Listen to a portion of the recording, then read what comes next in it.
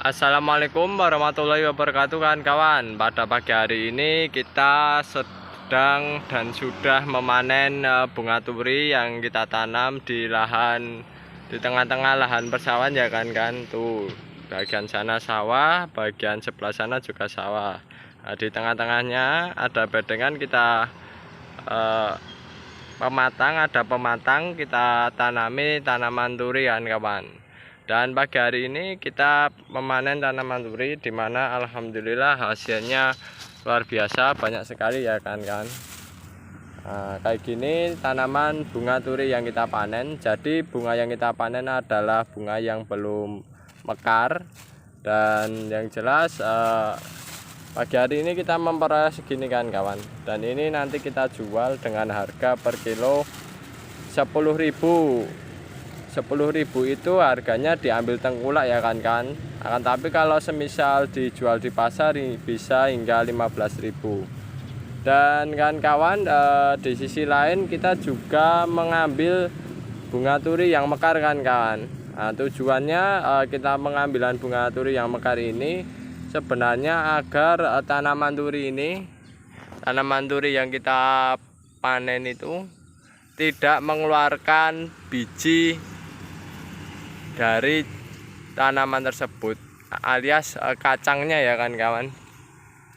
Biasanya kalau bunganya tidak kita panen, nanti akan tumbuh kacang dari tanaman turi, yang dimana kacang itu nantinya tanaman turi produktivitas bunganya akan menurun karena berfokus pada penumbuhan kacang semacam ini kan. Nah, ini kacang dari tanaman turi ya kan. Nah, kayak gini.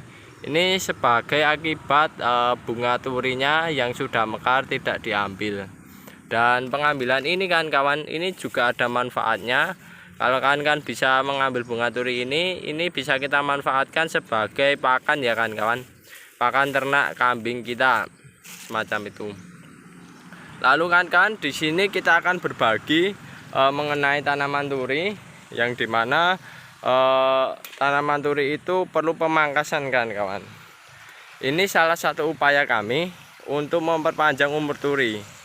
Biasanya turi itu kan tumbuhannya kayak gini, besar-besar kayak gini kan. Itu kalau semisal sudah banyak yang berbunga, itu akan tumbuh kacang semacam tadi ya kan. Dan itu pun untuk mengatasi hal semacam itu perlu kita pangkaskan kawan. Jadi kita sisakan tunas-tunas yang baru yang belum tumbuh bunga maupun kacangnya ya kawan-kawan, semacam itu. Dan di sisi lain pemangkasan semacam ini kan kawan juga bermanfaat bagi kita dalam nantinya memetik bunga turi kan kawan, semacam itu.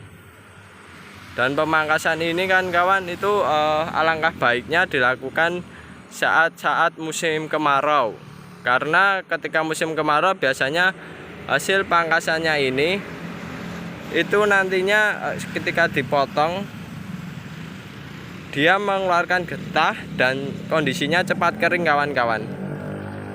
Kalau kondisinya di musim penghujan, pemangkasan dilakukan musim penghujan, itu nantinya yang dikhawatirkan adalah di bagian atasnya ini, semisal pemangkasan semacam ini, nanti itu bisa busuk kawan-kawan, semacam itu yang dikhawatirkan. Di sisi lain nanti tumbuh jamur-jamur yang dapat mengancam pertumbuhan dari tanaman turi itu sendiri. Oleh sebab itu pemangkasan kita perlukan, hanya saja kita harus mengetahui waktu yang tepat untuk pemangkasan tanaman turi tersebut. Dan sebagian ini pemangkasannya ya kan. Ini larikan yang sini kita lakukan pemangkasan. Pemangkasan ini kita lakukan agar yang bagian sini kan kawan itu bisa nantinya bisa peremajaan lagi lah istilahnya, semacam itu, peremajaan lagi tanaman turi dan nantinya akan mengeluarkan bunga turi kembali kawan-kawan. Dan pemangkasan ini dilakukan jangan serentak langsung semuanya kan kawan, akan tetapi alangkah baiknya kan memangkas beberapa bagian dahulu. Semacam ini kurang lebih sepertiga bagian kan kawan. Pemangkasan yang pertama itu dilakukan di sana dan itu sudah muncul bunga, sudah mulai berbunga, dan ini pemangkasan tahap kedua ya kan kawan, dalam satu lahan ini kan kawan. Sehingga nantinya pemangkasan ini harapannya tanaman turi bisa diremajakan, bunganya muncul kembali, dan yang jelas tanaman turinya tidak istilahnya mengeluarkan kacang semacam itu kan kawan.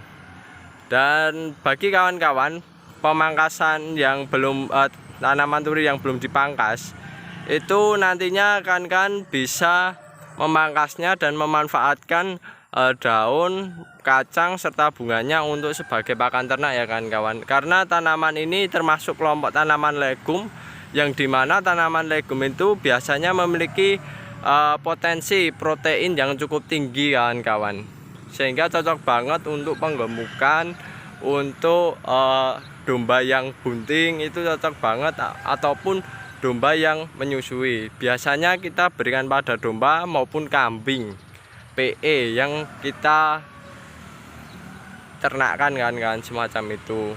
Oke, mungkin itu dulu sekilas info dari kami. Semoga apa yang menjadi pengalaman kami, kegiatan kami bisa memberikan pembelajaran yang bermanfaat bagi rekan-rekan semua.